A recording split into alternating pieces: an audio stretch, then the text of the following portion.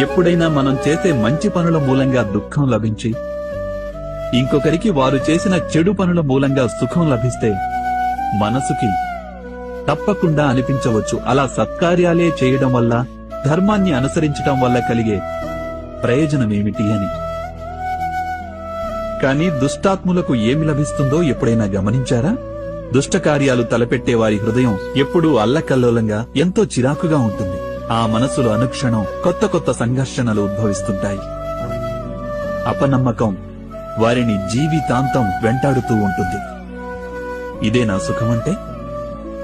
అయితే ధర్మ మార్గాన నడిచేవారు, సత్కార్యాలు చేసేవారు, సచ్చీలురైన వ్యక్తుల మనసులు సర్వదా ప్రశాంతంగా ఉంటాయి. పరిస్థితులేవి వారి జీవన గమనంలో బాధాకరంగా ఉండవు.